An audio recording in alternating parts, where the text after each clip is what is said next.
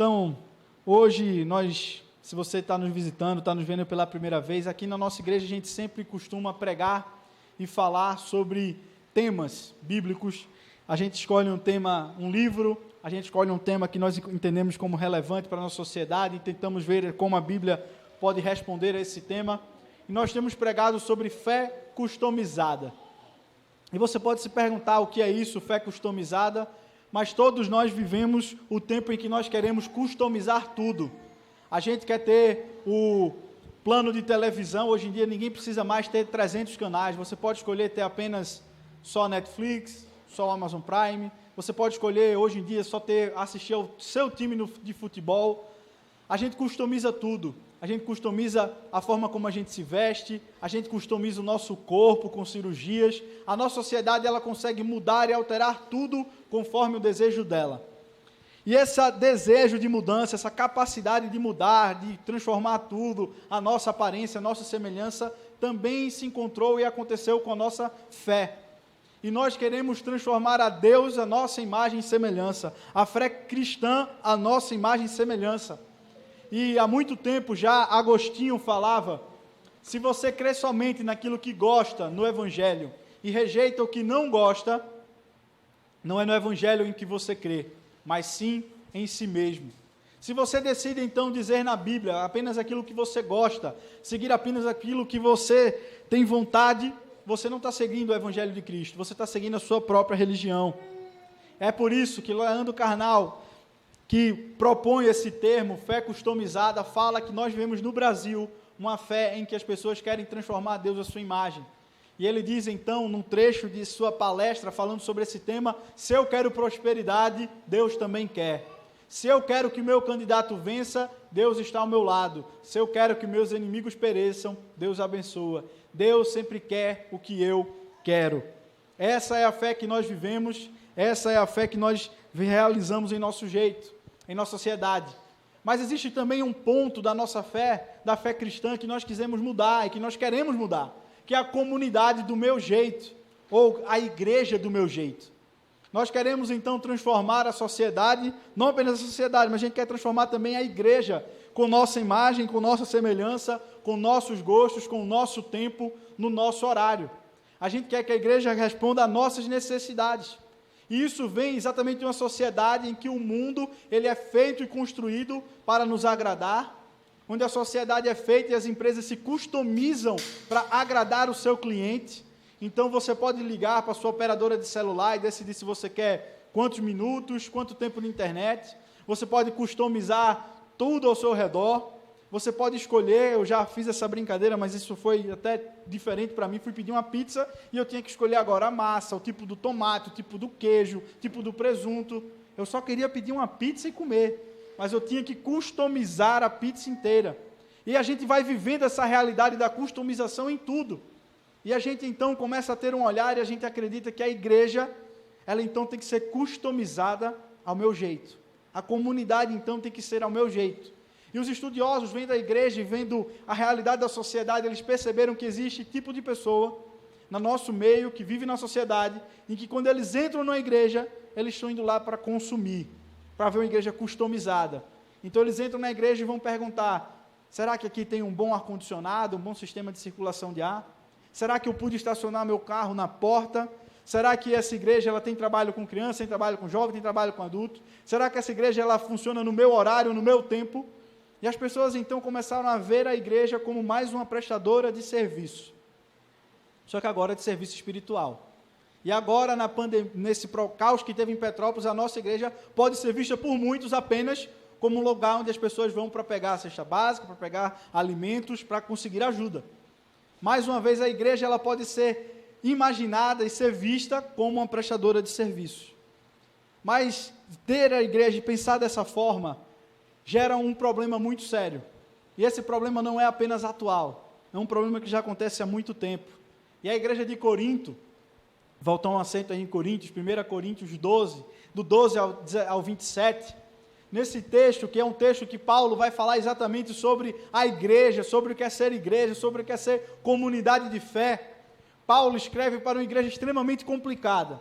Se nós achamos que as nossas igrejas, que a nossa realidade é difícil, Imagine a realidade de Corinto, uma cidade importante no seu tempo, uma cidade importante desde a era da Grécia até o Império Romano, como um local de grande comércio, de grande circulação de pessoas, uma cidade que vivia próxima a Atenas, que tinha a cultura grega impregnada dentro dela, mas era uma cidade comercial. E sendo uma cidade comercial, ela tinha todo tipo de gente. Ela ia ter pessoas muito ricas, os grandes comerciantes, mas ela iria ter pessoas também muito pobres, os escravos, os servos. Ela iria ter pessoas de todo tipo de religião, pessoas do norte da África, pessoas do Oriente Médio, daquela região, pessoas que vinham mais longe de Roma, da Itália, e cada um com sua religião, com seus deuses, e todos ali se encontravam em Corinto. E essas pessoas começaram a se converter ao Evangelho. Elas começaram a entregar sua vida a Cristo, e ali então surge a igreja de Corinto. E a igreja de Corinto é uma das igrejas que mais dá problema para Paulo. Paulo escreve 2 cartas à igreja de Corinto, tratando dos mais diversos temas. Ele vai tratar sobre pecado, ele vai tratar sobre ordem de culto, ele vai tratar sobre habilidades e dons, ele vai falar sobre muita coisa, porque essa igreja era uma igreja que estava cheia de gente, cada uma com uma cultura, com uma realidade. E quando eles se unem em igreja, eles querem continuar, cada um pensando do seu jeito, da sua forma, e trazendo a sua cultura e a sua história para impor à igreja. Então é na igreja de Corinto que Paulo vai falar sobre a ceia, que uns estavam comendo a ceia antes dos outros.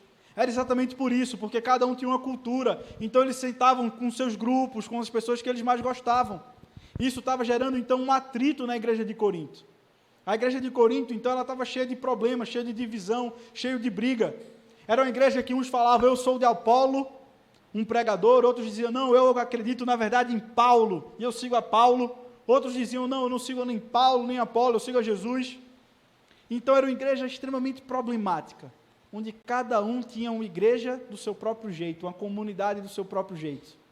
Uns queriam tomar ceia antes, uns queriam tomar ceia depois, uns queriam usar seus dons e habilidades na hora que quisesse, na hora que fosse, que desse vontade, sem ordem nenhuma, sem nenhuma regra. E então Paulo está escrevendo para essa igreja, e essa igreja vai nos ensinar muito, vai falar muito ao nosso coração, que nós devemos aprender com ela, que é a comunidade da unidade. A igreja é um lugar onde nós devemos buscar a unidade, todos sermos um. E vai dizer então no texto de 1 Coríntios, do 12, e a gente vai lendo alguns versículos. E diz assim, ora, assim como o corpo é uma unidade, embora tenha muitos membros, e todos os membros, mesmo sendo muitos, formam um só corpo. Assim também com respeito a Cristo. Pois em um só corpo todos nós fomos batizados em um único Espírito, quer judeus, quer gregos, quer escravos, quer livres, e todos nós foi-nos dado de beber de um único Espírito. Paulo então está falando algo extremamente importante. Ele está usando uma figura que era muito utilizada, quando ia se falar sobre comunidade, sobre sociedade. Se você lembrar das suas aulas de filosofia grega, lá na sua escola, você vai lembrar que quando os gregos iam falar de sociedade, eles dividiam a sociedade no corpo, normalmente no corpo de um soldado. Então eles iam dizer que tinha a cabeça, eram os filósofos, eram aqueles homens importantes, os braços eram os soldados, o peito iria ser o comércio e as pernas seriam os servos. Então, já era comum se falar essa analogia de um corpo. Paulo, então, começa a tratar com aquela população, tratar com aquela igreja de uma forma que eles fossem entender. E ele vai usar um exemplo muito claro de um corpo. Um corpo vai haver muitos membros, mas toda parte faz parte de um único corpo. Mas isso é importante para nós entendermos, para nós começarmos a pensar, porque é exatamente a nossa sociedade, apesar de ser uma sociedade extremamente voltada a se customizar, a querer ser única, ser exclusiva, todo mundo quer ter o seu jeito, ter sua maneira de vestir. Nós somos um povo, nós somos o ser humano, nós fomos feitos para vivermos em comunidade, para vivermos juntos. Um fenômeno que vem acontecendo no tempo de hoje é que a sociedade ela viveu por muito tempo um individualismo muito grande, e ela foi falando sobre o individualismo, você consegue, você vai, você sozinho. Mas as indústrias, a própria indústria começou a perceber que o caminho não é a separação, mas o caminho é a construção de comunidades, é a construção de guetos, de grupos. Tanto é que Mark Zuckerberg ficou bilionário com essa ideia de criar comunidades, pessoas que pensam da mesma forma que pudessem se unir. A necessidade de nós é de andarmos juntos, lado a lado. As grandes empresas hoje elas vão falar sobre criar comunidade, sobre criar a comunidade gamer, a comunidade daqueles que vestem determinada roupa, que vestem determinada marca, eventos de comunidade. A Nike tem feito isso, a NBA tem feito isso. As grandes indústrias perceberam que elas têm que criar uma sensação de grupo, de pertencimento, porque isso faz parte de nós. Mas isso também gerou um problema na nossa sociedade. Porque essas comunidades feitas e pensadas para juntar pessoas que pensam igual, que vivem de forma igual, que são uma unidade, quando ela se choca com outra comunidade, joga um verdadeiro atrito, gera uma verdadeira disputa. Nós vivemos isso na nossa sociedade, o Facebook foi uma prova disso, a famosa bolha da internet. Você só vê aquilo que você gosta, você só vê aquilo que você consome. Você não conhece uma pessoa, muitas vezes, que é seu vizinho, que gosta de coisas diferentes, coisas distintas, e vocês nunca vão se encontrar nessa rede social, porque é um mecanismo que eles usam. Quando a gente começa então a perceber que o que Paulo está falando aqui é de extrema importância para a nossa sociedade hoje. Paulo está pregando para a igreja de Corinto, onde cada um pensava de um jeito, onde cada um pensava de uma forma, onde cada um vivia em grupos pequenos, pensando na sua própria cultura. Paulo está dizendo, olha, a igreja é o lugar onde todos esses grupos têm que andar em harmonia, onde todos esses grupos têm que andar juntos na igreja, onde todos esses grupos eles não vão perder sua forma. Você que pensa de um jeito, você vai continuar pensando de um jeito, mas você vai ter que aprender a viver em comunidade, em unidade. É por isso então que Paulo vai usar exemplos muito fortes. Ele vai dizer quer judeus, quer gregos, quer escravos, quer livres. Isso aqui é algo extremamente terrível para aquela sociedade, alguém ouvir isso. Era literalmente você que tem uma religião que diz que a outra religião não presta. Você que tem uma cultura que diz que a cultura judaica é uma cultura inferior, porque os gregos acreditavam que o grego era o ápice da cultura. Vocês vão ter que conviver juntos, não existe mais essa divisão. Na igreja vocês são um. Na igreja vocês são um corpo, com um objetivo, com uma missão. Você que é escravo, você vai estar lá com seu patrão, e na igreja vocês são iguais. Na igreja vocês vão ser tratados da mesma forma. Na igreja vocês vão receber o mesmo tratamento. Na igreja vocês têm que viver como um, como irmãos. Isso é algo muito duro para aquela sociedade, mas é algo muito duro hoje. E nós entendermos que na igreja nós vamos pensar diferente. Nós vamos ter gostos diferentes. Nós vamos ter profissões e atividades diferentes, mas quando nós nos reunimos como igreja, nós somos um corpo. Nós caminhamos juntos. Nós andamos juntos. Nós nos tratamos como iguais. Nós não deixamos que a hierarquia estabelecida no mundo, que todo aquele mal que o mundo estabelece, toda aquela rivalidade que o mundo vai colocar, na igreja não deve existir. E esse texto de Coríntios se repete em quase todas as cartas de Paulo, às igrejas. Aprendam a se humilhar, aprendam a amar o seu próximo, aprendam a viver em harmonia, aprendam a perdoar uns aos outros. Então, a primeira lição que nós temos que tirar é que nós vamos ser diferentes. A nossa igreja ela é uma grande mistura, vários estádios se reunindo, várias culturas chegando, várias pessoas que vivenciaram igrejas de outras formas, mas nós quando estamos aqui, nós nos reunimos e tentamos da melhor maneira pensar do mesmo jeito, andar no mesmo caminho, nos fortalecer e nos guiar, pensando como um grupo, pensando como um corpo. Todos nós somos importantes e nós pertencemos a uma única igreja, a um único Senhor. Em Petrópolis nós temos tido o privilégio de viver isso. Todas as igrejas com um único foco, tentando ajudar a cidade. Ontem, alguns da igreja puderam participar do momento em que várias igrejas se reuniam como corpo de Cristo e um só corpo. Nós cultuamos e vimos mais uma igreja nascer na nossa cidade, começar mais um projeto aqui. É a igreja pensando como um, nós temos que entender isso. Cada um vai ter sua forma de cultuar, cada um vai ter sua habilidade, especialidade. Mas nós devemos continuar aprendendo. E esse texto ele vai falar que nós somos uma comunidade na diversidade. Como eu falei, viver na igreja não é o sonho comunista em que todos se tornam um e perdem suas identidades primárias, mas também não é um sonho egoísta em que cada um tem seu único jeito de viver e tem que impor aos outros.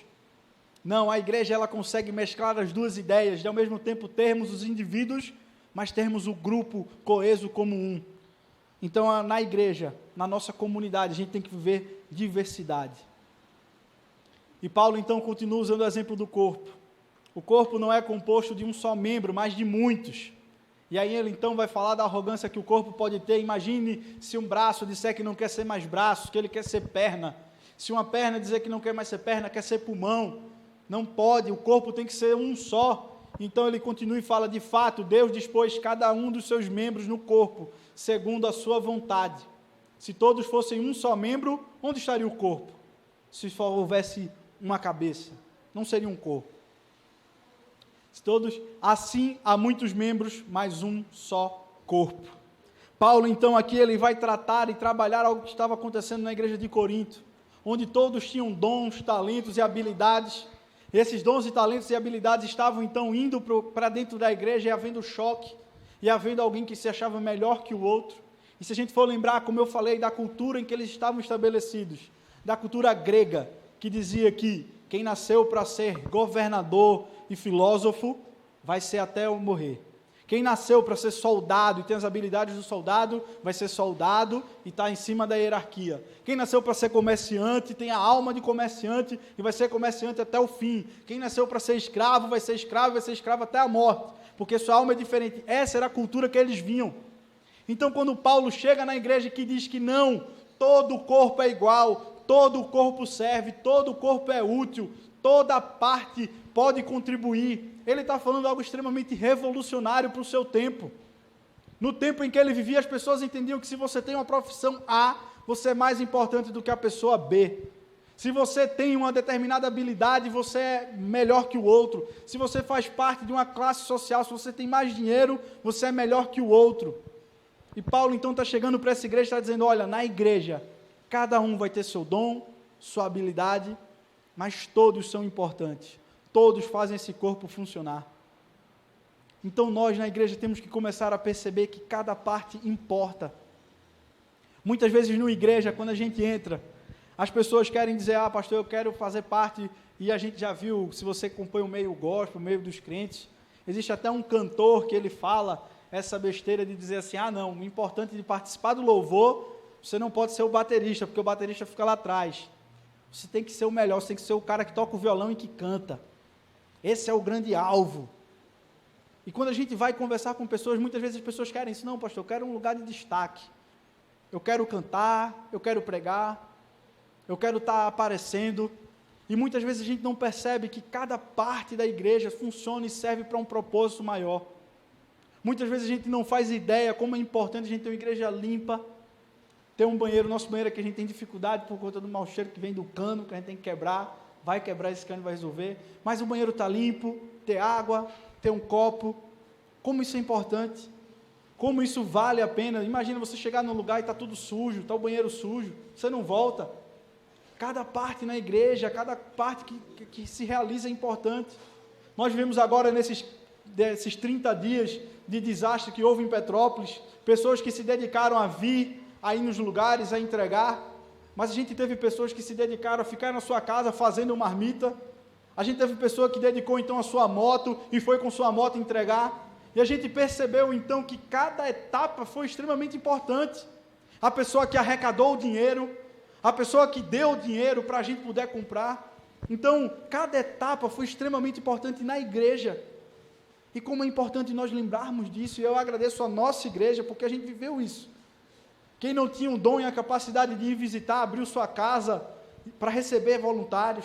Quem não tinha condições de ir, ajudou com dinheiro. Quem não tinha condições de fazer, ajudou transportando. Cada um ajudou numa área, cada um ajudou num processo, e todos foram importantes. Todos serviram a Deus. Nossa igreja glorificou a Deus com cada um. Nossa igreja tem que se sentir representada. Não foi porque, por exemplo, nossa igreja, nós da igreja, comunidade presbiteriana Caminho Real, nós fomos celebrados na minha pessoa, aqui pelo colégio do Chiquinha, em que as diretoras me deram um presente e disseram muito obrigado pelo seu tempo de serviço e voluntariado aqui. Imediatamente eu falei, eu vou dizer para que é da igreja. A nossa igreja como um corpo está sendo celebrada nessa cidade, porque cada um ajudou de uma forma. A igreja é exatamente isso, onde cada um importa, cada etapa importa. É a pessoa que está ali recebendo, é a pessoa que está aqui cantando. Eu só sou mais um no corpo. Eu não poderia estar aqui se o som não estivesse funcionando. Eu não poderia estar aqui se alguém não estivesse passando a música. Eu não poderia estar aqui se a igreja não estivesse funcionando como um corpo. Eu não sou mais importante que nenhum. E é isso que Paulo está trazendo. Nós somos um corpo na diversidade. E na diversidade cada um tem seu dom, seu talento, sua habilidade. E que na igreja todos têm que ser valorizados. Mas Paulo ele continua falando sobre isso, e ele vai então fazer esse argumento: se o pé disser porque sou mão, não pertenço ao corpo, nem por isso deixo de fazer parte do corpo. Se o ouvido disser porque não sou olho, não pertenço ao corpo, nem por isso deixa de fazer parte do corpo. Se todo o corpo fosse olho, onde estaria a audição? Se todo o corpo fosse ouvido, onde estaria o olfato? Paulo então, ele de forma muito clara vai dar o exemplo do corpo. Nós precisamos, cada um, da diversidade de membros que nós temos aqui. Nós precisamos de cada dom e cada habilidade. Nós precisamos daqueles que têm a capacidade de chegar, de ver o problema, de ir lá e resolver.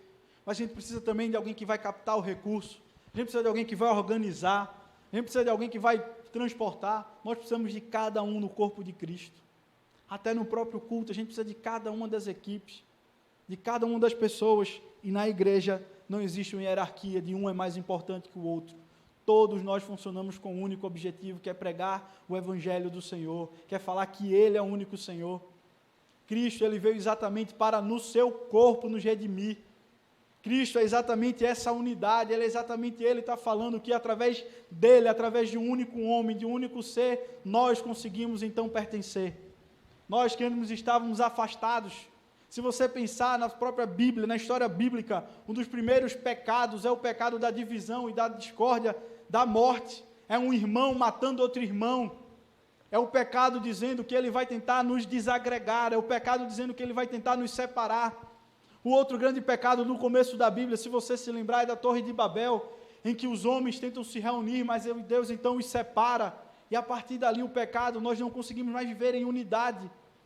Porque a unidade que o homem queria se tornar era a unidade arrogante para ser maior do que Deus. A unidade não conseguia ser realizada porque nós vivemos em constantes guerras e conflitos. Mas é em Cristo Jesus que Ele vem trazer essa paz. É em Cristo Jesus que Ele vai dizer que não há mais grego nem judeu. Não há mais servo nem escravo. Não há mais homem nem mulher. Não há mais essa divisão, porque em Cristo nós somos um. Ele veio através do seu sangue derramar e nos tornar uma unidade de novo. É muito estranho para nós, como cristão, pregar sobre isso e ao mesmo tempo ter milhares de denominações. Mas nós temos que sempre nos lembrar aquilo que nos une. O que nos une à pregação do Evangelho é Cristo Jesus. Ele é o Senhor da igreja. É por isso que nós vamos entender, até nas diversidades de ministérios, de denominações, muitas vezes é porque Deus assim permitiu. E que cada um então exercesse seu ministério, cada um tivesse então o seu foco. Mas nós reunidos somos um só corpo. E esse corpo é Cristo, que veio derramar o seu grande amor por nós para nos tornar uma unidade de novo, para nos tornarmos povo de Deus. É através de Cristo. E nós só podemos fazer isso quando nos entregamos a Ele. Mas para terminar, eu queria falar que a nossa comunidade, a igreja, é uma comunidade de mutualidade. Errei aí na palavra. Mas essa comunidade é uma comunidade que se ajuda. Então, no versículo 21 em diante, ele vai falar então desse apoio, de a igreja ser um apoiando o outro. E ele então diz: o olho não pode dizer à mão, não preciso de você. Nem a cabeça pode dizer aos pés, não preciso de vocês. Pelo contrário, os membros do corpo que parecem mais fracos são indispensáveis. E os membros que pensamos ser os menos honrosos, tratamos com especial honra. E os membros em que nós somos indecorosos são tratados com decoro especial. Paulo, então, ele começa a reverter toda essa mentalidade de hierarquia que havia na sociedade grega, toda essa mentalidade de que um é mais importante que o outro por conta da sua profissão, por conta do seu dom, por conta do seu talento. E Paulo, então, vai começar a falar, enquanto os que nós somos decorosos não precisam ser tratados de maneira especial, mas Deus estruturou, Deus formou a igreja, Deus formou esse povo de uma forma única e exclusiva, dando maior honra aos membros que dele tinha falta, a fim de que não haja divisão no corpo, mas sim que todos os membros tenham igual cuidado uns pelos outros. Quando um membro sofre, todos sofrem com ele. Quando um membro é honrado, todos os outros se alegram com ele. Paulo, então, está aqui revertendo a ideia da sua sociedade, em que cada um tinha uma hierarquia, em que as pessoas se viviam afastadas, em que a gente vivia num tempo em que determinados espaços, só determinado tipo de população. Paulo está dizendo que na igreja, todo o corpo importa. Cada um está ali no corpo para ajudar um ao outro. Cada um está ali com sua função, com seu dom e com seu talento para ajudar. Cada um tem que pensar como ele pode cuidar do outro membro, como pode usar o seu dom e a sua habilidade. Ora, vocês são o corpo de Cristo e cada um de vocês individualmente é membro desse corpo. E mais uma vez agora, Paulo retoma individualmente. Ao mesmo tempo nós somos um, mas nós somos indivíduos. Indivíduos que se ajudam, indivíduos que pensam no outro. E indivíduos que, como corpo, eles olham para cada função e enxergam como importante, para cada área, para cada dom e talento. Muitas vezes nós vivemos numa sociedade, e quando eu trabalhei por um breve período de tempo com pessoas que estavam no seu 3º ano, pronto para escolher suas profissões, eu perguntava, qual é a vocação de vocês? E muitos respondiam, então, as profissões da moda. Não, engenheiro, médico, advogado. Aí eu fazia, não, vocês não entenderam minha pergunta, qual é a vocação de vocês? Eu não estou perguntando o que é que vocês acham que a sociedade diz que é bom, o que presta, o que vai dar mais status. Eu estou perguntando qual é a habilidade que vocês têm. O que é aquilo que realmente engaja você? Qual é a facilidade que você tem? Será que você tem facilidade para fazer amigos? Será que você tem facilidade para costurar? Será que você tem facilidade para desenhar? Qual é a vocação que você tem? O que é aquilo que realmente Deus lhe deu como dom, como algo especial? E aquilo para aquele jovem foi chocante, porque eles nunca tinham se feito essa pergunta, de se perguntar, onde é meu papel na sociedade? Será que eu vou ter que ser advogado? Será que eu vou ter que ser médico? Será que eu vou ter que ser juiz? Não sei. As profissões que tinham normalmente eram essas. Eu ficava pensando, mas o corpo, a sociedade precisa de várias profissões, de várias pessoas em várias áreas. Raramente a gente ouvia professor, né? Professor de 100 alunos, a gente ouvia um que queria ser professor. Aí eu dizia, imagina se essa moda pega e a gente só tem um professor a cada 100, vai acabar o Brasil, né? Não vai ter mais professor para continuar educando. Mas é exatamente isso, qual é o dom que tem? Muitas vezes a gente vive essa mentalidade de achar que um é maior que o outro, um é mais importante que o outro, e Paulo então vai dizer, cada membro no corpo é importante para ajudar ao outro, para dar estrutura, para dar força, para dar visão. Nós na igreja temos que ser o local na sociedade diferente e distinto. E quando as pessoas entrarem aqui, elas percebam que aqui há uma unidade. Aqui há pessoas extremamente ricas que convivem com pessoas extremamente pobres. Aqui há pessoas que têm grande status da sociedade, pessoas que não têm status nenhum, e que elas convivem em harmonia, e que elas convivem em amor, e que elas convivem se ajudando, e que elas convivem se perdoando, e que elas frequentam a casa uns dos outros, e que elas partilham da mesa juntas. Essa é a igreja que se ajuda, que é uma igreja que um corpo, que um depende do outro, que um honra ao outro. Eu gosto muito do texto, que é um texto da outra carta de Paulo, em que ele fala, aprendam-se a honrar ao outro, humilhem-se vocês e honrem ao outro. A igreja é exatamente esse processo. Não é um processo fácil, não é um processo simples, mas é um processo que nós devemos viver, entregar a nossa vida a Deus.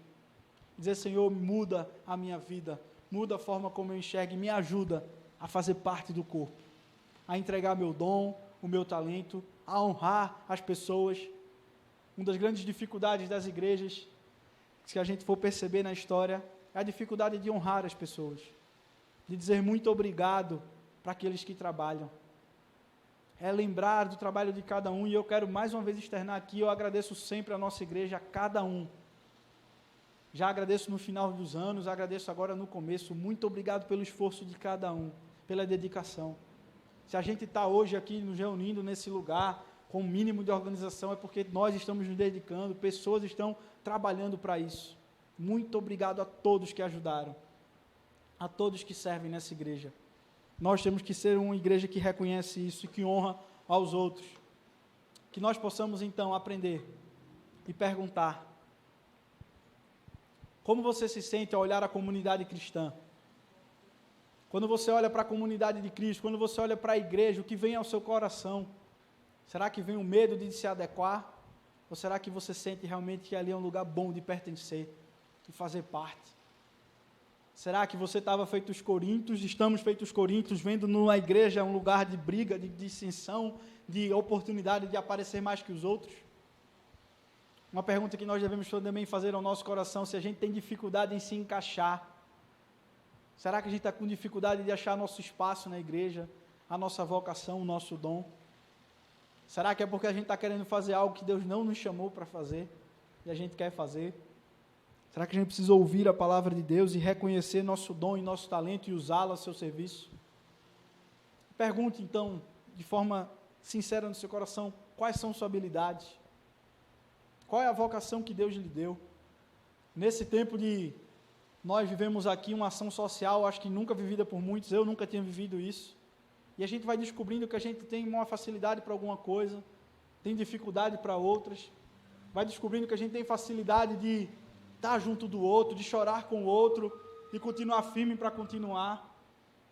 Mas às vezes a gente descobre também que a gente não consegue andar com o outro, de caminhar com o outro. Quais são as verdadeiras habilidades que nós temos? Pense nisso. E pense como nós podemos usar essa habilidade que Deus nos deu, essa vocação que o Senhor nos chamou para ajudar ao próximo, para servir a igreja, para servir, para proclamar o Evangelho e dizer que só o Senhor salva, que só Deus é bom, que só Ele pode nos unir como corpo, que nós possamos nos entregar a Ele, a nossa vida, que nós possamos entregar o nosso coração a Ele e permitir que Ele nos limpe de todos os nossos pecados, de toda a nossa arrogância, e que nós possamos viver a unidade na igreja, viver a diversidade na igreja, viver a mutualidade na igreja, na comunidade de Cristo. Então agora eu gostaria de orar e implementar a bênção do Senhor. Oremos ao Senhor. Senhor, meu Deus e Pai, nós queremos te agradecer. Te agradecer, Senhor, porque o Senhor nos fez de forma exclusiva, de forma especial.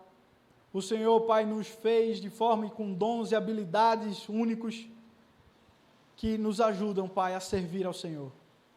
Que nos ajudam, Pai, a construir um corpo saudável, um corpo que serve ao Senhor, que proclama o Teu Evangelho. Pai, nos ajuda a nos encontrarmos na igreja. Pai, mas para isso nos ajuda a olhar para Ti. Olhar para o Senhor e entender que nós precisamos entregar nossa vaidade, nosso orgulho, entregar, Senhor, o nosso desejo de ser o primeiro e começar a viver como o Senhor, desejando ser o último e servir a todos. Pai, muda o nosso coração egoísta, muda o nosso coração que quer impor as nossas vontades, impor os nossos desejos, e entender que nós precisamos viver a unidade de Cristo, viver a unidade da igreja, Pai. Nos ajuda, Pai, a nos procurar os lugares certos para trabalhar, os lugares certos para servir. Nos ajuda, Pai, a ver o sofrimento do próximo, na igreja e fora da igreja. Que nós possamos servir ao Senhor, cuidando uns dos outros, nos alegrando uns com os outros, Pai. É isso que nós te pedimos, que o Senhor mude a nossa vida, que o Senhor mude a nossa história, e que essa igreja possa ser reconhecida como sendo um corpo que serve ao Senhor, e também como parte de um corpo maior que serve nessa cidade. É isso que nós te pedimos. E agora, abençoe a tua igreja. Que o amor de Deus, nosso Pai, que a graça do nosso Senhor Jesus Cristo, que o poder e a consolação do teu Santo Espírito esteja hoje e para todos sempre sobre a tua igreja. Amém.